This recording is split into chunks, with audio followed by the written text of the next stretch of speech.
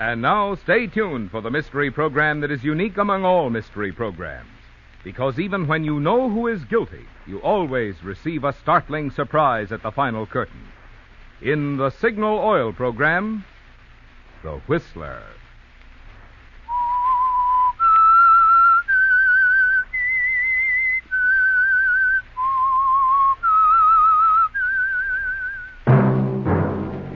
Signal, the famous Go Farther gasoline, invites you to sit back and enjoy another strange story by The Whistler.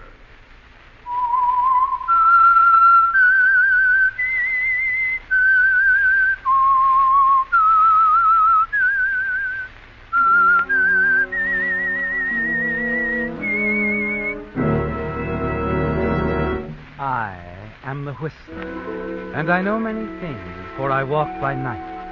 I know many strange tales hidden in the hearts of men and women who have stepped into the shadows. Yes, I know the nameless terrors of which they dare not speak. And now for the Signal Oil Company, The Whistler's strange story, Lady in Waiting.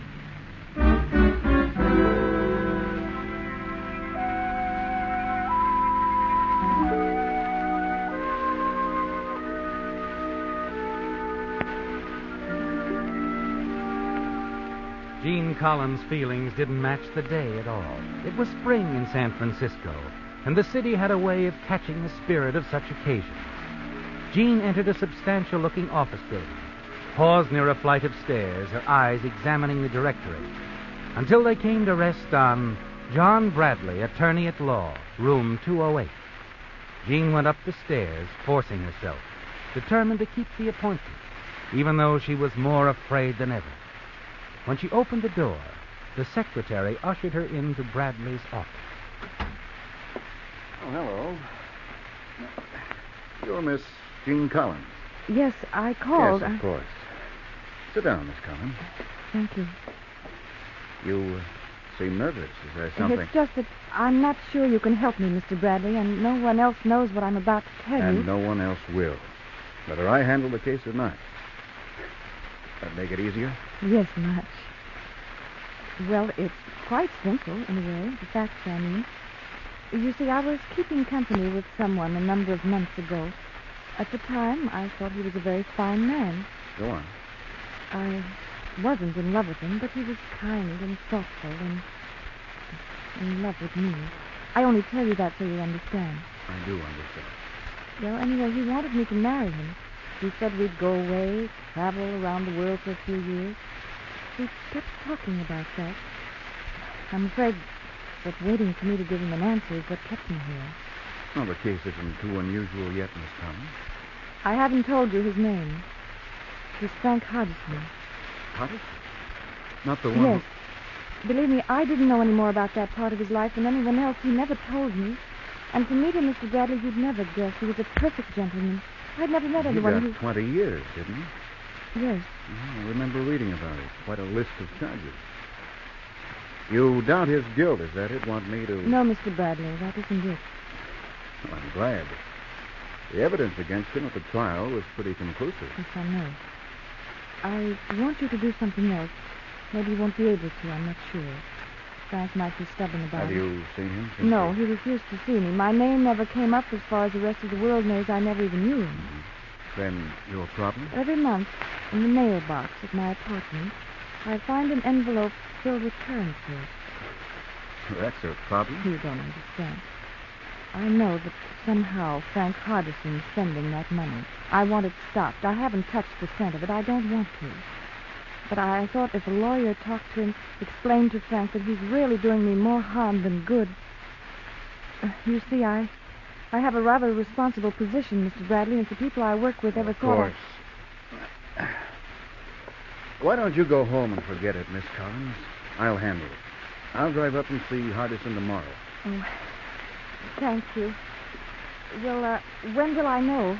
I'll be terribly anxious. Could you meet me here about 4 o'clock tomorrow afternoon?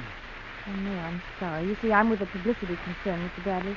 We have an important meeting, a client, tomorrow afternoon. Well, then why not meet me after hours? The Blue Star Cocktail Lounge, 6 o'clock. All right. And I'll have all the answers for you. I hope so.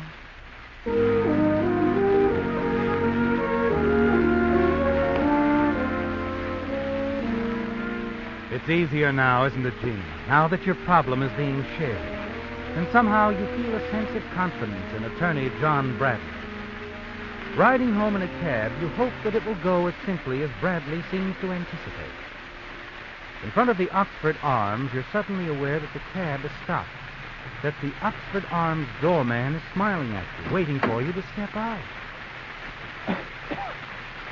You with us, Miss Jean? What? Oh, sorry, Dan. Dreaming again. Here you are, driver. Thank you, Miss. It's a fine spring day like this, Miss Jean. You should leave that desk of yours and get outside. Go for a walk through Golden Gate Park. Nothing like being outdoors. Dan, you're wonderful. How are you feeling? Ma'am, it's spring. No, I mean really. Oh, no. I'm all right. I'm fine. You think you should work like this, Dan? Well, it's outdoors. Doctor says that's where I ought to be. All right. Just worried about you. You know, this would be more like you, Miss Jean. The way you looked and acted the past few days, I guess you've got things on your own mind.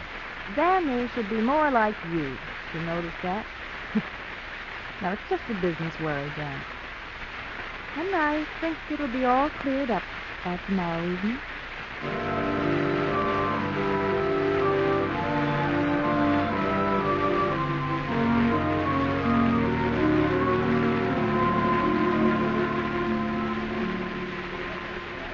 A toast to Miss Collins, to no more worries and an uninhibited future. Oh, Mr. Bradley, I'm so glad it went that way. You're not drinking. Oh, well, I really don't feel like it. I'm just happy that Frank didn't give you any trouble, that he understood. Oh, he did, perfectly. And you're right. Frank Hardison seems like a nice guy. Yes, it's hard to believe he could have done all those other things. Oh, I don't know. In my line, you soon discover that most people have many different sides. Well, let's talk about you. You still have a problem. Oh? Mm-hmm, yourself. Well, you've been brooding about all this. Can I help you forget it some way? How? Oh, good start might be a steak dinner at Rocco's Castle. You can look down at the city and tell it that Jean Collins isn't going to worry anymore about anything. I shouldn't. You should. Is this a service you provide for all your clients, Mr. Bradley? No. You pay for it if you like. I'll be your first charity. What do you mean? All that money that's accumulated, Hardison doesn't want it back. He hasn't much use for it where he is. He suggests that you deduct my fee and give the rest to your favorite charity. Oh? And my fee includes a steak dinner. Fair enough? Then I'll drive you straight home. All right. Fair enough, Mr. Bradley.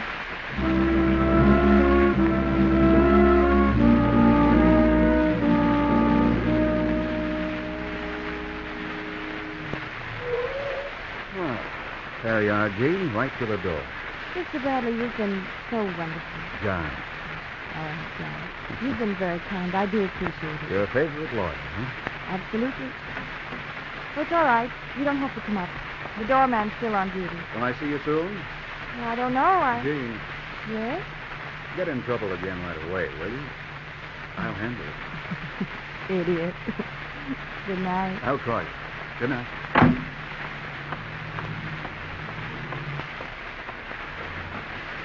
Well, evening, Miss Jean. Hello, Dan. Well, the spring days kept alive into the night. You're happy, Miss Jean. Yes. Good night, Dan. Oh, wait a minute. Did you get something, Miss Jean? No. Dan. Yes?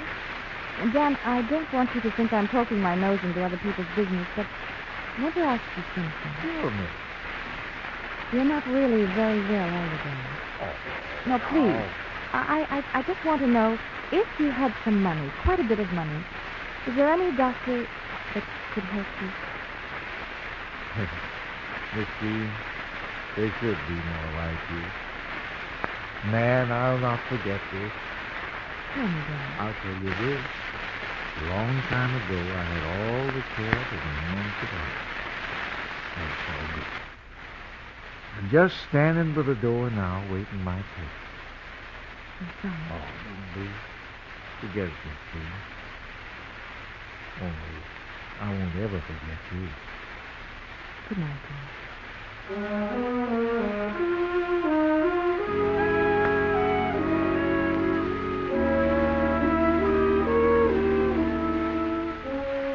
In the days that follow, you see more and more of John Bradley, don't you, Jim? There are evenings at the theater, dancing, dining at the smart clubs down the peninsula. And you find yourself becoming extremely fond of him. You look forward to each meeting with increasing interest. Then one evening you say goodnight to John in the lobby of your apartment building. Go upstairs. As you're about to open your apartment door... Just a minute, Jeannie. Oh, what? I'm going in with you. Here, Skip it, huh? Inside. And don't holler. I'm your favorite charity. Where did you... One of the boys was up to see Frank Hardison a few days ago. Frank told him you hadn't spent any of the money he sent you. You were going to give it to your favorite charity, Miss Collins. What do you want? Oh, we'll start off with you getting your checkbook. Write out the full amount of Frankie Hardison's little donation. You didn't know it, but I was a partner of Frankie's deal. I don't like the way he's running our business, so I'm changing things a little. First, the check. You can't ask me to... I'm not asking you, I'm telling you. I'll tell you something else. You better forget your boyfriend. John Bradley. He's out, crossed off your books. You mustn't see him anymore. He's done nothing. Not yet, but he's a lawyer. I don't like lawyers. I like to hanging around them. Well, Frank's good. Thanks, really. Yeah, he's in for 20 years, I know.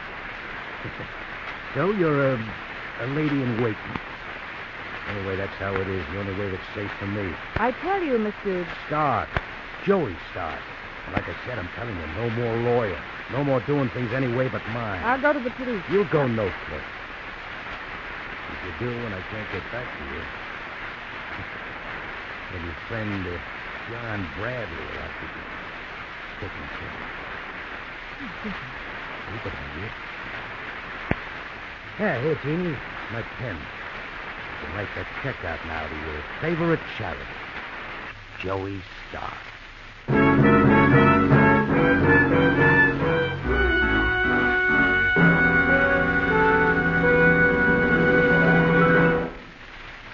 For 9 consecutive years now, Signal Oil Company has been sponsoring The Whistler. That's a long time for a radio program, yet short compared with the 21 years Signal has served the West. However, just as The Whistler has grown to be the most popular West Coast program in radio history, Signal has grown, too. Grown from a small start in Southern California into an organization now serving 7 Pacific Coast states from Canada to Mexico. Now, obviously, there must be good reasons why so many motorists have switched to Signal gasoline. And there are. There's the good mileage, which has made Signal famous as the Go Farther gasoline. There's the way Signal delivers that good mileage by helping your engine run so efficiently you save gasoline. Save with quick starting, save with smooth pickup, free of balking and hesitation.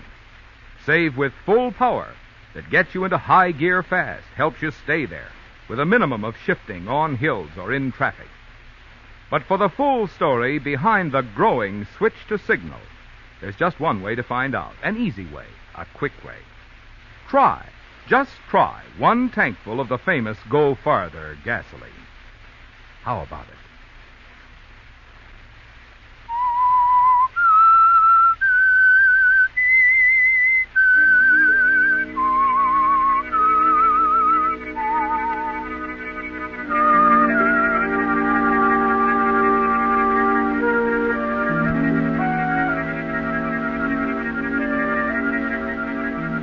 It vanished in an instant, didn't it, Gene? The hope for a bright, clean future. It disappeared when your past association with Frank Hardison came calling again. This time in the person of Joey Stark. Joey, who says he was Frank Hardison's partner, won't believe that you didn't know what was going on. Had no knowledge of the sort of deals that sent Frank to prison for 20 years. More than that, Joey Stark made you give him a check for all the money Frank Hardison sent you. And he insists that you stop seeing John Bradley. Joey's afraid of lawyers. Afraid of anything that might put him where Frank is. So desperately afraid that he'd commit murder. You know that. That's why for the next 3 days you refuse to see John Bradley. You leave word you won't talk to him even on the telephone. Yes? Miss Jean, this is Dan downstairs. He's calling me again, that Mr. Bradley. He won't take no for an answer. Well, he'll have to. I can't talk to him. The terrible part is the realization that you love John Bradley, isn't it, Jean? That you don't want to give him up. Later, as you leave the apartment, you find something else. A note downstairs in the mailbox. Orders from Mr. Joey Stark to meet him tonight. You hurry downtown to your office. Oh, Miss Collins. Yes, Jimmy? A client to see you, Miss Collins. He's waiting in your office. A client? I wasn't expecting it. No? Well, gosh, he said he'd talk to you. Insisted on going right in. I can't remember him. Well, thanks, Jimmy. I'll go see. Hello, Jane. John, you shouldn't have come here. I'm staying right here until you talk to me. Until you tell me what's wrong. Close the door. But... It's nothing, John. Why have you refused to see me? Why aren't you in when I call? John, You even have the doorman at your apartment making excuses when I know he's lying. Jane, if it's something I've done... No, you haven't done anything. Then who has? Oh, what's it all about? John, if I tell you, if I give you the real reason, will you go away? Promise me. Tell me, Jane. John. Hey. I'm the guy that said get in trouble, remember? Your favorite lawyer? Come on. Well, someone called on me. A man I never saw before. He said he was Frank Hardison's partner. Oh? You wouldn't believe I don't know about Frank. He won't trust me. I didn't want you mixed up in it anymore. It's no use. I should have known about Frank. Should have found out long ago. Who is this man, Gene? Where is he? His name is Joey Stark. That's all I can tell you. He sent word for me to meet him tonight. No, you're not. Oh, but I am. I have to. No. No, I'll meet him. Oh, you can't. He'd kill you. He said so. Let me handle it. Maybe it's just a bluff. No. I'll talk to him like I did with Frank. Oh, please, Gene, I'll be careful. Tell me where you were supposed to meet him. There's a very demanding note. Have it in my purse. It's all there. Hotel on Ellis Street. When you get through here, go home. Wait for me to call. Don't open the door or talk to anyone. John, please, will you be I'll careful? handle it. Just wait until I call.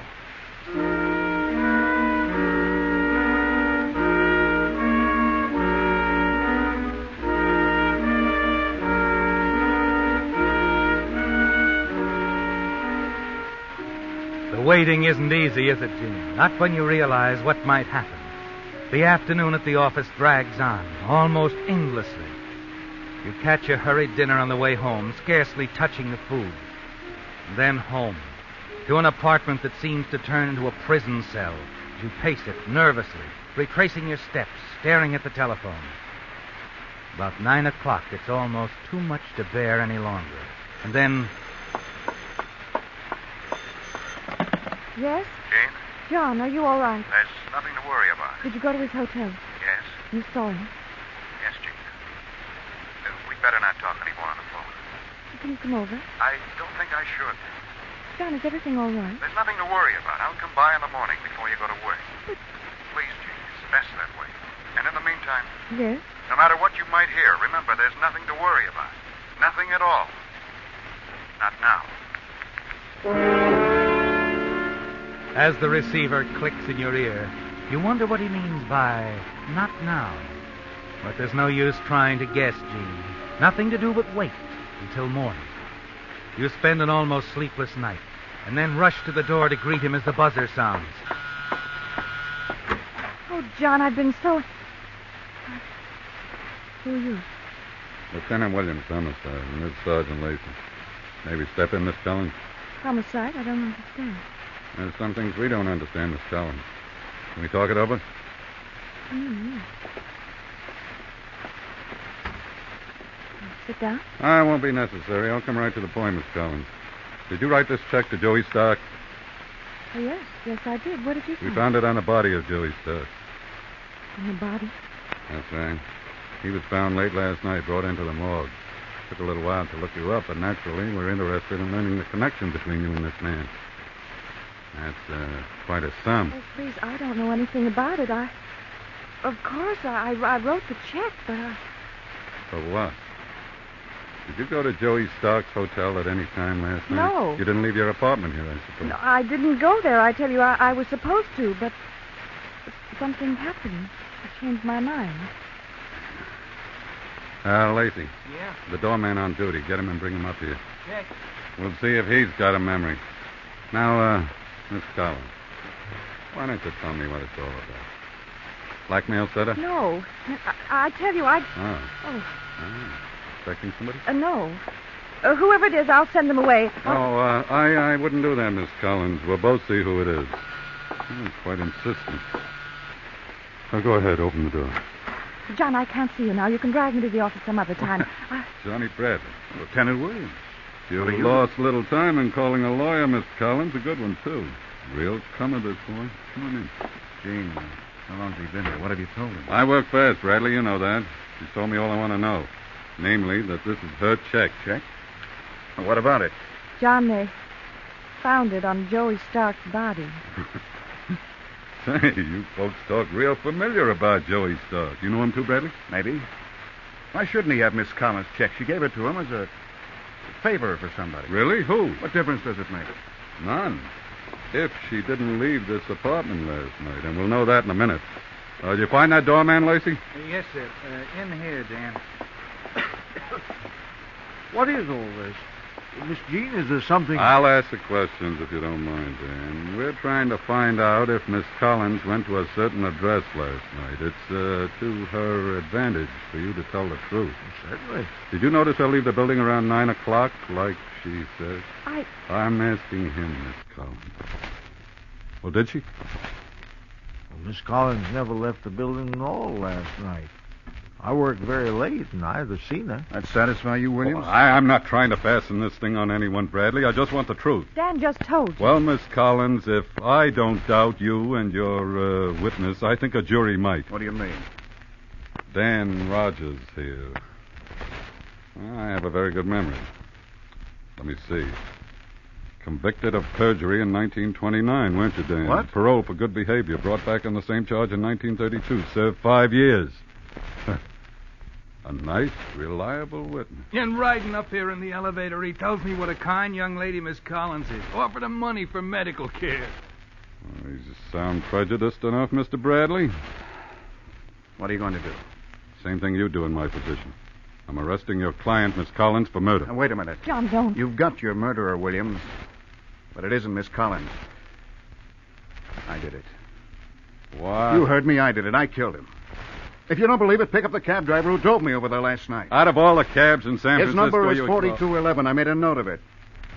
Get him. He'll remember me. We had trouble finding Stark's address. You know what this means, Bradley? I know what it means.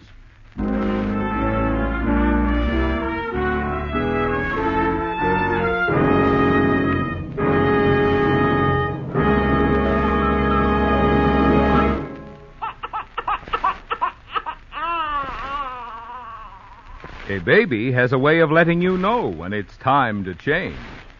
Too bad your car hasn't a way of letting you know when it's time to change oil. Chances are most cars would be saying right now, time to drain out old, sludgy, worn-out winter oil. Time to change to Signal Premium. Signal Premium, heavy-duty Signal Premium. Now, there's the oil that really protects your car. This proved and improved heavy-duty Signal oil does more, much more than just lubricate. In addition, Signal Premium motor oil cools, cleans, cushions, seals, and protects. Result? Tests under all types of driving conditions prove new Signal Premium motor oil reduces engine wear 50%. Your engine keeps its like-new pep and power twice as long. So, since it's time to change, this time give your car a change for the better. Change to new heavy-duty Signal Premium motor oil at a Signal station where you see that sign outside. Time to change. Time to change.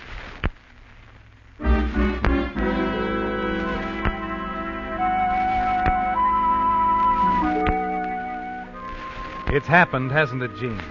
All that you feared from that very first day when you decided that someone might be able to help you in your problem with Frank Hardison. And there's nothing you can do. It's too late. It was too late the moment you let John Bradley talk you into breaking that appointment with Joey Stark. You're sure that John went there, murdered Stark for you, admitted it to Lieutenant Williams to save you.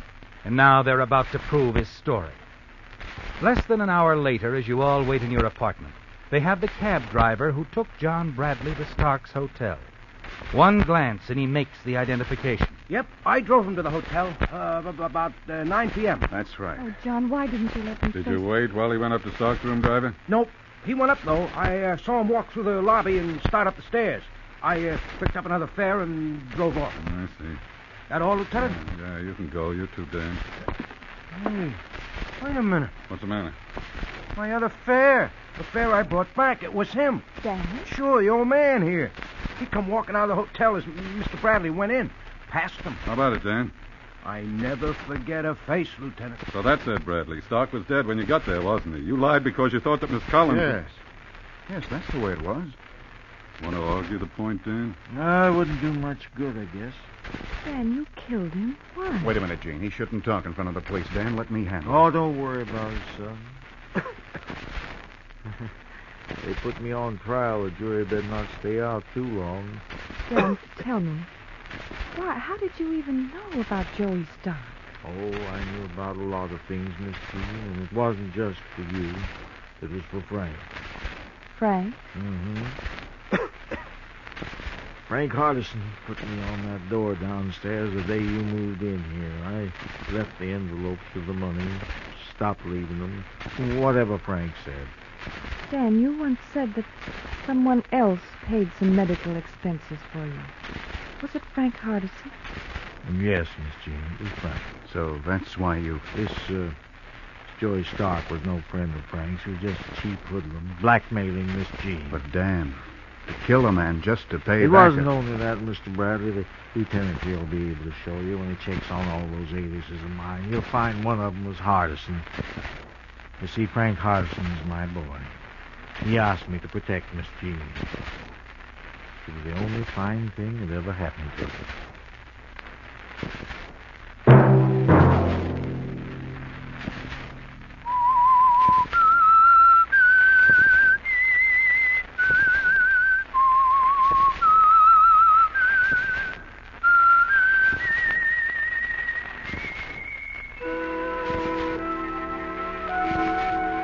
Let that whistle be your signal for the Signal Oil program, The Whistler, each Sunday night at this same time.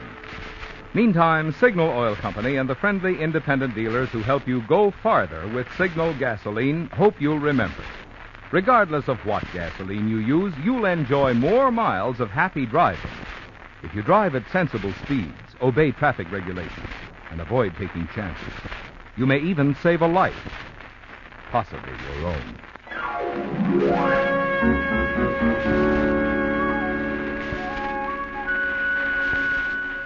Featured in tonight's story were Bill Forman as the Whistler, Mary Jane Croft, John Stevenson, Jack Moyles, Victor Rodman, Ed Mack, and Vern Surrey. The Whistler was produced and directed by George W. Allen, with story by Joel Malone, music by Wilbur Hatch, and was transmitted overseas by the Armed Forces Radio Service. The Whistler is entirely fictional, and all characters portrayed on The Whistler are also fictional. Any similarity of names or resemblance to persons living or dead is purely coincidental. Remember to tune in at this same time next Sunday, when the Signal Oil Company will bring you another strange story by The Whistler. Marvin Miller speaking for the Signal Oil Company. Stay tuned now for our Miss Brooks, starring Eve Arden, which follows immediately over most of these stations. This is the CBS Radio Network.